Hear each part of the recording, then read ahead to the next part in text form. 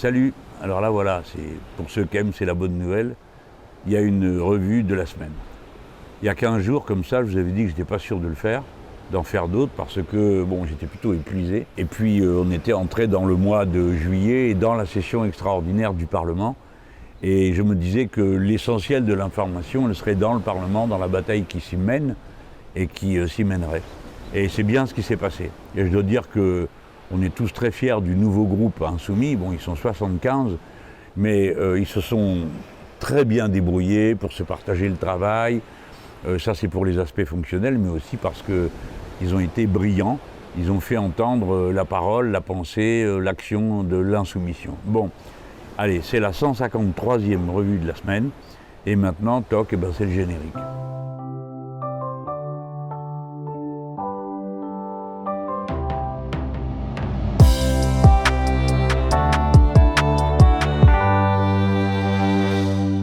Oui, alors j'ai commencé par parler du groupe, mais évidemment, c'est pas moi qui en parlerai le mieux parce que je n'étais pas à Paris pendant plus de la moitié de cette bataille. Je l'ai suivi comme beaucoup de l'extérieur, en regardant sur LCP ou sur nos chaînes YouTube, celles de tous les camarades qui se sont engagés dans cette action d'opposition. Alors on a subi des moments un peu nuls, il faut bien dire, hein, quand ils sont tous mis à critiquer notre apparence, nos habits. Bon, avec des mots finalement qui montrent bien quelle arrogance de classe affecte les amis du président des riches, parce qu'ils ne se rendent même plus compte de ce qu'ils disent. Quand ils disent vous êtes dépenaillés, mal habillés, ils ne se rendent pas compte que tous les copains et copines ont mis les habits du dimanche. Ce que vous nous voyez sur le dos, c'est les habits du dimanche, parce qu'on s'habille comme tout le monde. Et je trouve que la réplique de Corbière et Mathilde Panot sur le sujet est très bonne. Et celle de Louis Boyard est absolument géniale quand il dit, puisqu'on nous dit qu'il y a des tenues qui ne sont pas décentes pour ceux qui ne portent pas la cravate, il dit ouais, mais quand même il y a un autre problème, c'est ceux qui portent des costumes à un prix qui est indécent, compte tenu de la pauvreté dans laquelle s'enfonce une grande partie de la population du pays. Bon, mais je ne fais pas une revue de la semaine pour vous commenter une fois de plus ce qui se passe à l'Assemblée nationale. Vous regardez les chaînes de YouTube de tous nos camarades, c'est très bien fait, c'est techniquement nickel et c'est très documenté. Et vous verrez en les écoutant que le truc des feignants dans les médias qui se contentent de dire « Ah, c'est une grosse cour de récré, oh là là, ils font du tapage, etc. » qui ne s'intéressent à rien, qui disent « Ah oui, mais vous faites que de l'opposition » parce qu'ils répètent les arguments qu'ont distribué les macronistes. Ils ne regardent rien, ils ne suivent rien, c'est pas leur sujet. Mais bon, ceux qui suivent, les commentateurs, ils se rendent compte qu'on ne fait pas que s'opposer, comme ils disent, on fait des tas de propositions. Mais évidemment, elles sont toutes rejetées. Mais s'ils devaient dire ça, ils devraient dire qu'en même temps, les macronistes sont des menteurs, et ça, ils ne sont pas payés pour raconter ça. Ce sont des menteurs parce qu'ils n'arrêtent pas de répéter que maintenant, ils sont à l'écoute, qu'il faut faire des compromis, blabli, blabla, enfin bref, vous connaissez ces salades. La vérité, c'est que la quasi-totalité des amendements sont repoussés soit dès le niveau de la commission, soit dans la séance plénière par le gouvernement et ses députés. Et que tout ce qui passe, quand par hasard ça passe, c'est parce qu'ils n'ont pas été assez nombreux dans la salle ou qu'il manquait des membres du Rassemblement national, parce que le Rassemblement national, c'est la force d'appoint des macronistes, ils viennent chaque fois qu'il y a besoin pour que les macronistes fassent passer leurs décisions. Par exemple, quand on a proposé la taxe sur les super profits, voilà, le Rassemblement national est là pour empêcher que ça se fasse. Quand on propose le SMIC à 1 500 €, les amis de Mme Le Pen sont là pour que ça passe pas, etc., etc. Bon, tout ça, je pense que maintenant, la plupart d'entre vous le savent, le suivent avec intérêt et avec attention, et c'est bien comme ça qu'il faut faire, parce que la première ligne de front, elle est à l'Assemblée nationale aujourd'hui, mais bien sûr, elle ne va pas rester là, elle va passer ailleurs, c'est-à-dire dans la rue, dans la société.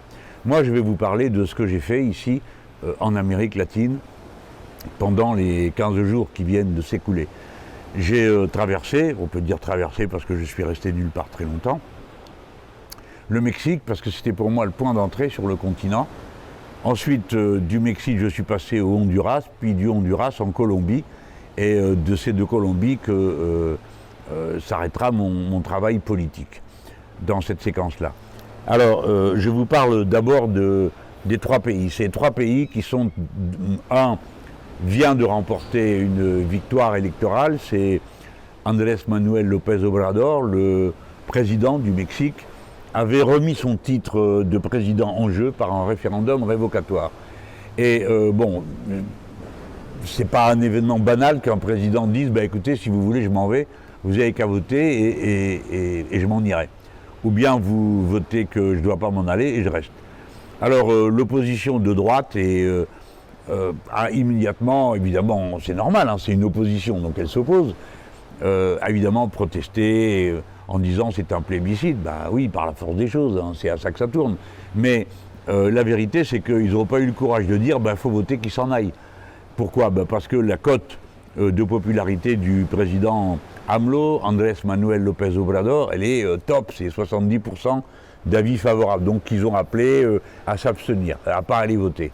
Bon, alors en effet, ça a eu son petit impact, parce que quand vous ajoutez l'abstention naturelle, mécanique, un peu comme chez nous, plus 2 ou 3 grands partis qui appellent à s'abstenir, bon, bah, par la force des choses, ça finit par faire une certaine dose d'abstention. Mais enfin, il a quand même gagné, hein. Je vous précise ça parce que, comme vous savez, les éléments de langage des macronistes circulent entre toutes les chaînes de télé, de radio publiques, parce qu'ils sont là pour ça, et ils les répètent, hein. Donc, à 2 endroits différents, on m'a dit « Ah, mais quand même, il y a eu beaucoup d'abstention », comme si ça permettait un peu de rabaisser l'intensité du succès de AMLO, hein, un peu comme ce qu'ils ne font pas en France, en disant « Ah, bah finalement, M. Macron, on ne sait pas vraiment s'il est élu, vu le peu de voix qu'il a eu ». Et le niveau de l'abstention. Ça, ils ne le disent pas en France, mais quand il s'agit du Mexique, là, oui, ils le disent. Ça ne vous étonne pas, je suppose. Mais ce qui me paraît intéressant, c'est de voir comment un pays qui vient quand même de se prendre une bonne baffe, hein, comme tout le monde, avec la Covid, le niveau de la production a baissé, la richesse du pays a donc diminué d'une année sur l'autre, comme dans notre pays, mais évidemment, eux, ils n'ont pas les moyens financiers qu'a la France, et qui a permis de mettre au chômage technique des millions de gens, et d'arroser copieusement toutes les entreprises sans leur demander de contrepartie, comme ça a été le cas en France. Donc ils ont fait du mieux qu'ils pouvaient pour que la récession soit la moins violente possible et que la machine redémarre. Alors c'est pas que la situation soit brillantissime, elle pourrait être meilleure, mais en tout cas la forme de résistance qui a été celle du gouvernement de López Obrador a été une forme de résistance de type populaire, favorisant les milieux populaires, les revenus des milieux populaires.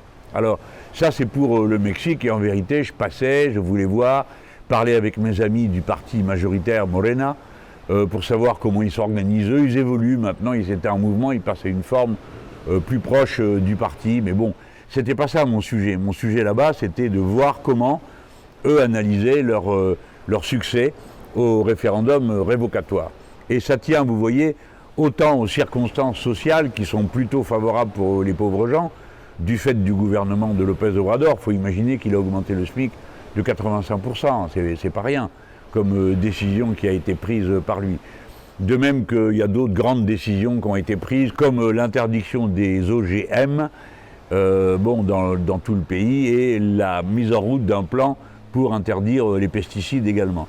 Donc il y a une forte actualité, une forte intervention de type social et écologique dans le style de ce que nous, on aurait fait si on avait été élu à la tête de l'État, que ce soit à la présidence ou à la législative.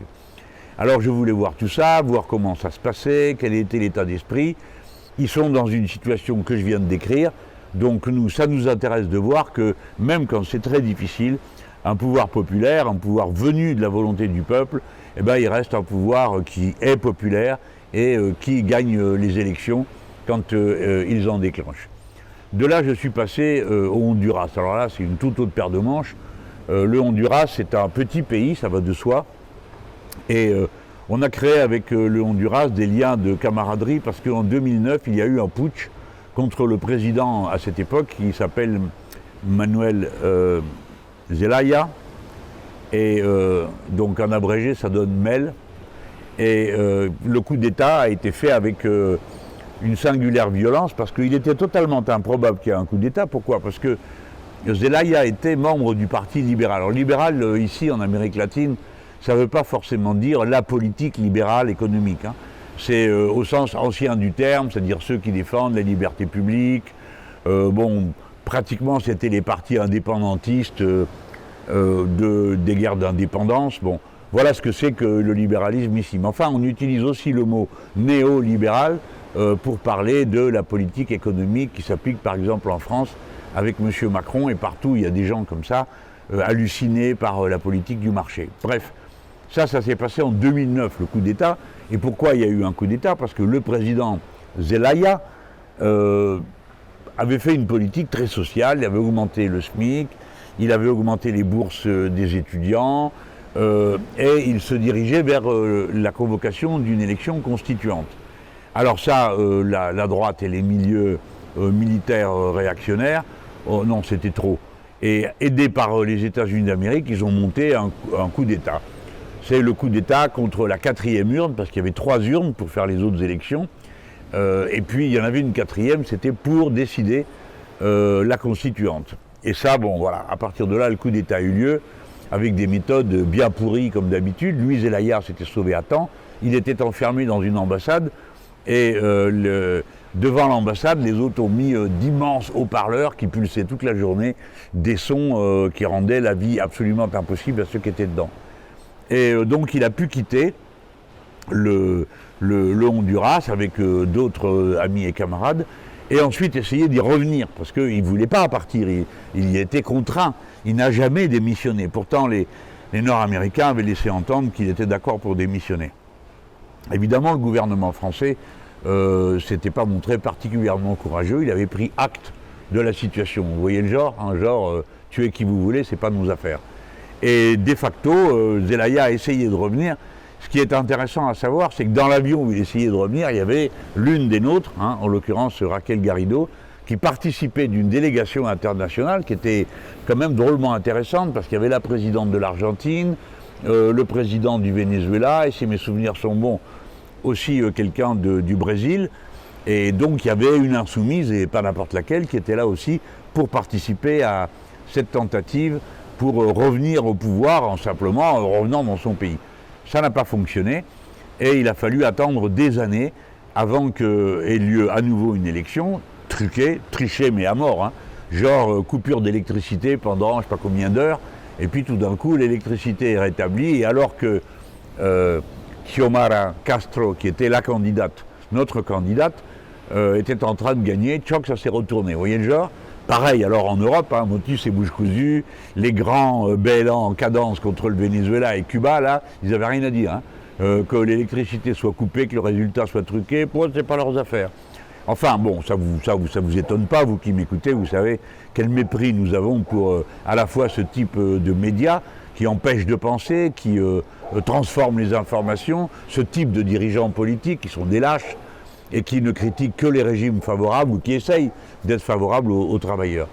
Mais donc cette élection, cette fois-ci, était très attendue, et en novembre dernier, Xiomara Castro a gagné mais net, avec une avance considérable. Ce qui m'intéressait, c'était de savoir comment ils s'y étaient pris.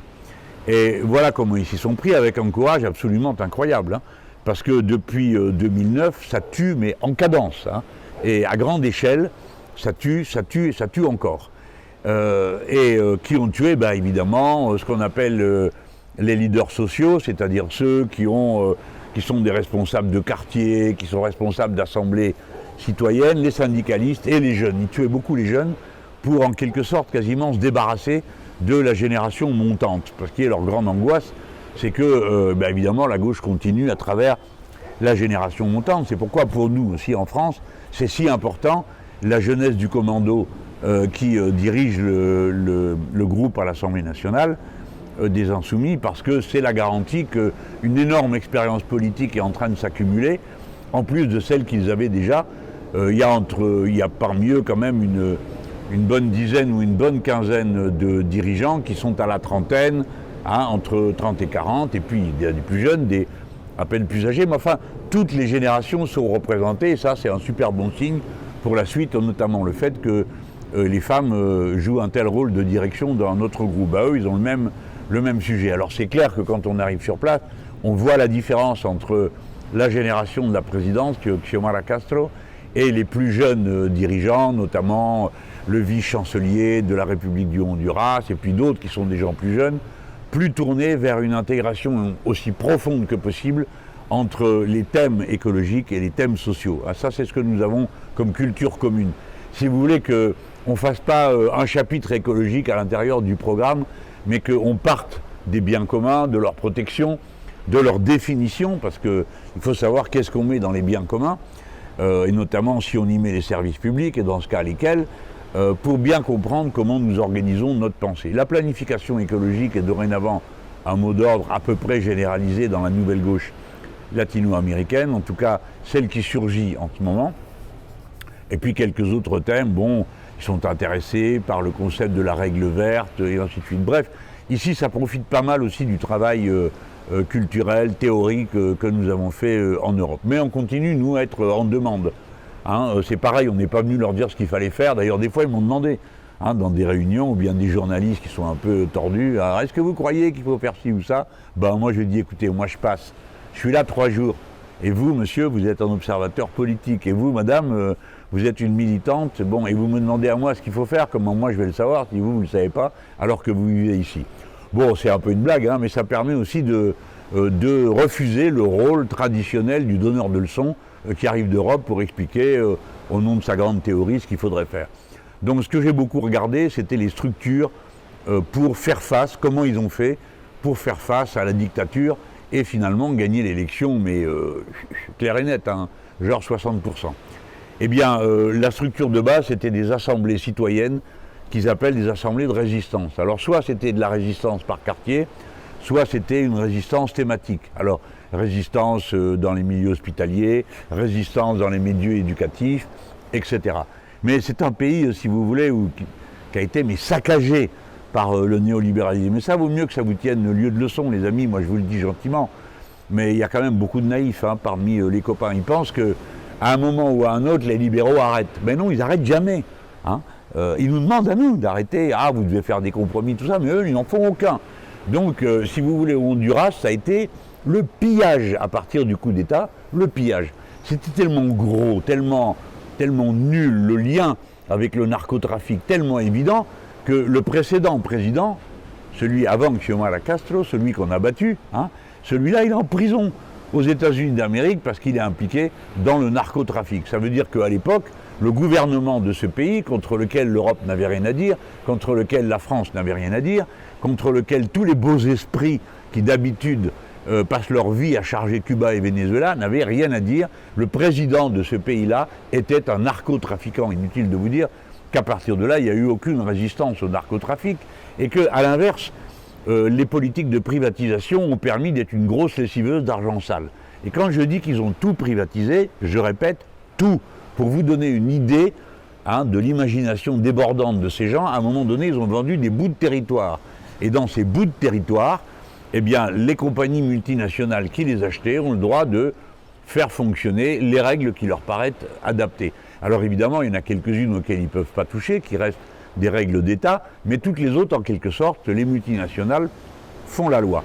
Et quand il y a un problème, les multinationales, passant par-dessus la loi votée par les citoyens, s'adressent à des tribunaux d'arbitrage dont vous avez sans doute déjà entendu parler, qui sont des tribunaux qui ne réagissent pas en fonction de la loi du pays d'origine, mais en fonction des us et coutumes et de la jurisprudence d'autres accords qui sont intervenus d'arbitrage entre des États et des compagnies privées. C'est ce privilège pour les grandes compagnies privées, les multinationales, de ne pouvoir être soumises à aucune loi en particulier, qui est rendu par ces tribunaux d'arbitrage qui dorénavant s'appliqueront en Europe dans le cas de l'accord qui a été conclu avec le Canada, qui est un accord de libre-échange, qui va transformer le Canada en une espèce de hub des États-Unis d'Amérique pour passer les marchandises directement en Europe sans droit de douane. Et quand il y aura une politique en Europe qui contrariera le travail des multinationales, par exemple la proportion de pesticides, la proportion de OGM, notamment pour le bétail, etc., etc. Les compagnies multinationales feront des procès en disant « vous nous avez empêché de faire des profits qu'on était légitimement en droit d'attendre de telle ou telle production ». Voilà comment, par exemple, les cigarettiers ont obtenu et demandent par rapport à l'Australie qu'elle paye les cigarettes qu'ils n'ont pas produites ni vendues, mais qu'elles auraient pu produire et vendre, et qu'elles ne produiront pas et ne vendront pas à cause de la loi contre le tabagisme que l'Australie a votée. On peut comme ça prendre plusieurs exemples qui vous montrent le niveau du scandale et surtout la honte de ceux dont c'est le métier d'être avocat dans les tribunaux d'arbitrage, parce que c'est des gens qui passent leur vie à détricoter la loi qu'ont voulu les citoyens. Hein. Donc vous mesurez le degré d'hypocrisie de ceux qui travaillent dans ces tribunaux d'arbitrage ou qui sont avocats dans ces tribunaux d'arbitrage quand ils sont en même temps députés nationaux, parce que d'un côté ils font des lois et de l'autre ils organisent le moyen de ne pas les appliquer. C'est quand même énorme. Je crois que c'est le cas le plus absolu d'hypocrisie qu'on puisse imaginer et de malfaisance en politique. Je vous laisse chercher qui est dans ce cas et qui ne manque jamais une occasion de m'insulter. À vous de faire vos petits enquêteurs. Mais en tout cas, ça m'a frappé. Et vraiment, le mot d'ordre qui dit quand on aura tout privatisé, on sera privé de tout, c'est exactement ce qui se produit au Honduras. Mais je pourrais vous donner je ne sais combien d'exemples. Par exemple, ils ont vendu les rivières. Donc, d'une manière ou d'une autre, il n'y a plus d'eau à laquelle vous puissiez accéder gratuitement. Donc, en permanence, ils vendent dans des grands secteurs du pays, il y a le camion qui passe et ils vendent l'eau par baril, je crois que le baril vaut 4 $ ou un truc comme ça. Pour avoir de l'eau, il faut payer. Si tu n'as pas de quoi payer, tu n'as pas d'eau. Voilà, c'est aussi simple que ça. Et ça vous donne un exemple de ce qui se passe quand une société est totalement abandonnée au marché. C'est-à-dire que même là où il n'y a pas de marché, ils le créent en privatisant. Et puis avec cette affaire de l'eau, évidemment, le manque d'eau, la sécheresse vient aggraver les conditions des plus pauvres parce que le prix de l'eau monte à mesure que la sécheresse s'étend dans le pays. C'est un des exemples qui vous montre ce que ça veut dire qu'une politique de libéralisation absolue. Alors au Honduras, j'ai été très bien reçu, bien sûr. Les Insoumis ils font l'objet d'un intérêt de tous ceux qui font de la politique, notamment dans la jeune génération, et aussi la NUPES, c'est-à-dire la Nouvelle Union Populaire Écologique et Sociale. Beaucoup de gens veulent savoir ce que c'est, comment ça marche, qu'est-ce qui a rendu ça possible, et donc on a beaucoup discuté pour expliquer pourquoi ça n'avait été possible que parce que les électrices et les électeurs avaient donné la faveur de leur vote à la gauche dite radicale, c'est-à-dire une gauche qui s'organise non pas pour accompagner le système néolibéral et le système productiviste, mais pour essayer d'en sortir. Alors on ne dit pas qu'on va y arriver du premier coup, mais en tout cas la ligne c'est en sortir, et les mots d'ordre, les consignes correspondent à ce besoin. Là-dessus, je suis passé en Colombie. Alors là, Colombie, l'événement du siècle, ils viennent d'élire un président de gauche qui s'appelle Gustavo Petro, et là aussi on est dans un pays qui a été saccagé par le néolibéralisme. Et donc là, il n'est pas encore entré en fonction, il entrera en fonction le 8 août. Mais moi, je suis entré par Bogota, en Colombie, où j'ai rencontré le président Gustavo Petro, et puis ensuite, j'ai rencontré la vice-présidente qui s'appelle Francia, mais oui, c'est son prénom, Marquez, et qui est une afro-descendante, qui est une femme qui a été un leader des groupes de résistance populaire, qui a eu lieu ici aussi en Colombie. En Colombie, la structure de base de la résistance populaire, elle existe de manière institutionnelle. Ça s'appelle les juntas d'action communale, c'est les gens d'action communale qui est à échelle d'un quartier, et c'est un comité de quartier. Alors j'en profite pour vous dire que les Insoumis ont l'intention de demander l'application de la loi qui prévoit que toutes les villes de plus de 20 000 habitants doivent organiser des comités de quartier. Et je pense que de cette manière, nous aurons la structure de base dont on a besoin, nous, pour pouvoir organiser la résistance populaire au néolibéralisme et à ses saccages. Je pense que c'est plus facile d'organiser dans ces conditions l'action populaire que quand on le fait à échelle ou nationale ou beaucoup plus ample. Bon, mais ces comités ici d'action populaire communale, il faut savoir qu'ils sont très respectés. Les gens qui les dirigent ne bénéficient d'aucune forme d'indemnisation. En général, ils sont peu rééligibles. Alors pourquoi ? D'abord parce qu'eux-mêmes ne tiennent pas à recommencer plusieurs fois un exercice qui est quand même difficile à mener, parce qu'il faut mettre d'accord les gens sur les demandes qui sont faites pour faire le lien avec la mairie centrale. C'est pas rien, hein. C'est du boulot, c'est beaucoup de discussions, et il faut voir les résultats magnifiquissimes que ça donne. Hein. Parce que, par exemple, la mairie ici de la ville de Santa Marta, dans l'état de Magdalena où je me trouve, a négocié pendant quelque chose comme 9 ans avec les comités d'action communale, et avec les gens qui occupaient, si vous voulez, l'avenue principale qui borde le bord de mer. Ils voulaient la récupérer pour que les gens en profitent, hein, pour faire du tourisme populaire, pour se balader en famille, tout ça. Puis franchement, c'était pas très praticable avec des boutiques les unes contre les autres, des bidonvilles en fait. Mais les gens, ils sont là depuis des années, c'est leur gagne-pain. Eh bien, au bout de 9 ans, le retrait est complet. C'est-à-dire que tous ceux qui étaient là, alors certains ont été indemnisés, ou bien on a racheté la patente de leur petite boutique, ou bien on leur a proposé des vraies boutiques où aller faire leur commerce lorsqu'il est de niveau suffisant dans une place qui a été affectée spécialement à être un marché de ce type. Bref, je ne vais pas entrer dans les détails parce que ça ne vous soucie pas trop de savoir ce qu'on fait avec les marchands de rue, mais ici, où l'économie parallèle, l'économie dite informelle occupe une place considérable, c'était un événement extrêmement important que la résolution d'une telle situation avec des méthodes pacifiques et démocratiques. Et ça, ce sont nos camarades de Colombia Humana, dont le représentant est évidemment le président actuellement élu, Gustavo Petro, qui s'est trouvé d'ailleurs à Santa Marta pendant le temps où je m'y trouvais moi-même de nouveau. Et Colombia Humana ici est représenté par une organisation qui est fédérée dans Colombia Humana, un peu comme la NUPES si vous voulez, hein, ou bien un peu mode insoumis, parce que dans les insoumis, il y a des différentes organisations qui partagent avec nous l'animation du mouvement insoumis et qui, ces organisations restent des partis politiques bien sûr, distincts avec leurs propres règles et tout ça. Donc il y a beaucoup de choses qui ont à voir. Moi je suis entré en Colombie, j'ai dit, par Bogota, et ensuite je me suis rendu dans le département de Magdalena. Et dans ce département de Magdalena, la ville de Santa Marta, qui en est le grand chef-lieu, est aussi dirigée par les camarades de la Force citoyenne, c'est comme ça que ça s'appelle. Et le gouverneur est un camarade, un ami, Carlos Caicedo, que nous avions reçu aux amphis d'été. Alors moi je me sens ambassadeur de tous ces amis et camarades, et je vais vous dire que je prends au sérieux le mot ambassadeur, parce qu'on a décidé d'un petit programme de travail. Pourquoi ? Parce qu'ici, nous sommes sur les bords de la Caraïbe. La Caraïbe, bon, c'est la mer, ici on dit Mar Caribe, parce que les Indiens avaient été appelés Caribe par les Espagnols. Le Mar Caribe, c'est un endroit où il y a beaucoup de petits pays, beaucoup d'îles. Alors, il y a Cuba qui est dedans, mais Venezuela aussi, bord de la mer Caraïbe, Haïti, bord de la mer Caraïbe. Et puis, il y a les îles françaises, Saint-Martin, Saint-Barthélemy, la Guadeloupe et la Martinique.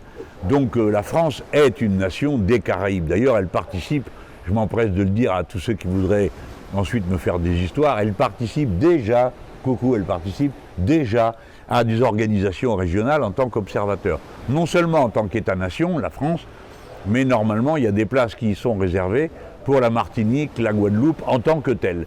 Et moi, si j'avais été élu président de la République française, j'aurais considérablement renforcé la possibilité pour la Martinique, la Guadeloupe et évidemment Saint-Martin et Saint-Barthélemy de s'inscrire plus profondément dans l'économie et les échanges culturels régionaux de la mer Caraïbe.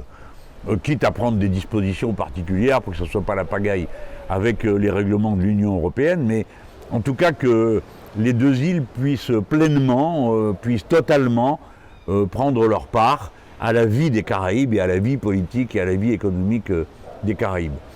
Voilà, donc ça c'est le sujet qui est notre intérêt commun. Carlos Caicedo, le gouverneur, est très branché sur cette direction de travail, développer les échanges dans les Caraïbes, parce que même quand on veut relocaliser le plus qu'on veut relocaliser, il ne faut quand même pas croire qu'on arrivera à produire tout partout dans chaque pays, c'est pas vrai. Il faut qu'il y ait un niveau d'échange. Et entre eux, c'est facile, parce que d'abord, il y a la mer Caraïbe qui permet de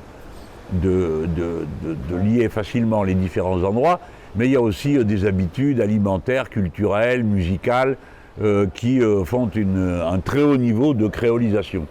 Alors c'est vrai pour la Colombie, c'est vrai aussi pour le Honduras, parce que tous les afro-descendants, c'est-à-dire tous ceux qui ont été traînés ici en esclavage, comme je vous l'ai expliqué des dizaines de fois, les esclaves n'ont jamais accepté leur sort.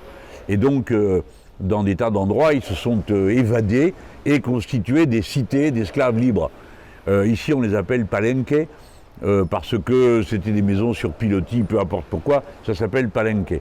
Mais il y a une culture palenque des gens qui se sont révoltés, qui ont assumé par eux-mêmes leur liberté et qui ont des structures palenque, c'est-à-dire des structures communautaires qui sont des sortes d'assemblées citoyennes où tout adulte a le droit de donner son avis sur les affaires courantes de la société.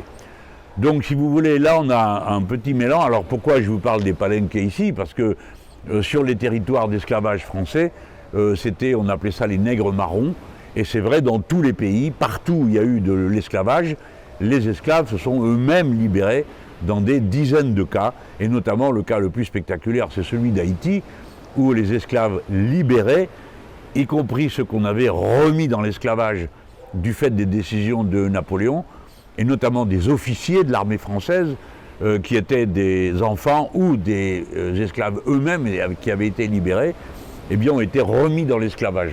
Et certains ont préféré mourir que de se rendre et de retomber dans les mains des esclavagistes.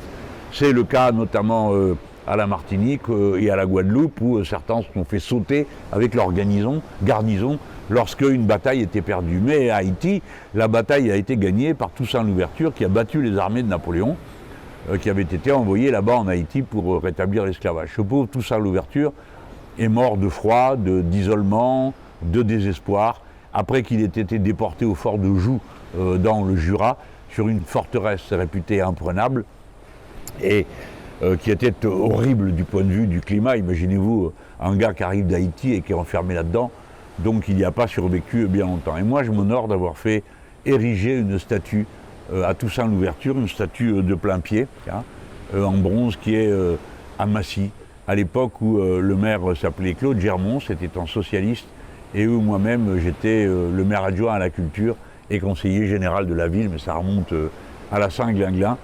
Mais je suis content que ce lien existe entre ma propre histoire personnelle et ceux que j'ai l'honneur de représenter et de défendre aujourd'hui.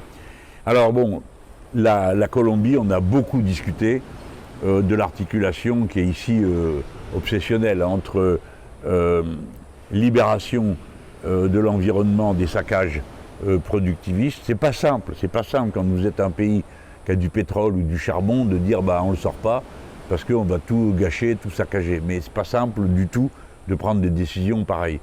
De même que c'est pas simple d'interdire ceci ou cela de manière à, je sais pas moi, certains produits phytosanitaires, pas forcément les pesticides, mais enfin la même catégorie, c'est pas simple et pourtant il faut qu'ils le décident.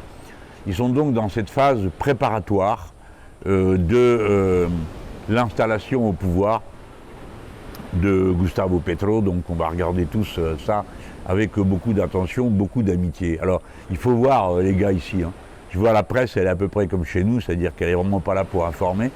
Et alors il y en a un par exemple, j'ai refusé de répondre parce que ça va me fourrer dans des histoires absurdes, je vais me disputer avec tout le monde ici, ça va pas être bon. Il me dit, est-ce que vous ne craignez pas, non pardon, que répondez-vous à ceux qui craignent que M. Gustavo Petro s'installe au pouvoir pour toujours? Le gars, il n'est même pas encore installé, qu'ils ont déjà à l'accuser de vouloir s'installer au pouvoir pour toujours, comme ils en avaient accusé Chavez, au motif que la modification de la Constitution au Venezuela prévoyait qu'il n'y ait plus de limite au nombre de fois où on a le droit de se représenter. Alors ça ne les dérangeait pas que Mme Merkel se représente 4 fois de suite, mais que Chavez se présente 3 fois de suite, alors là oui, ça c'était insupportable.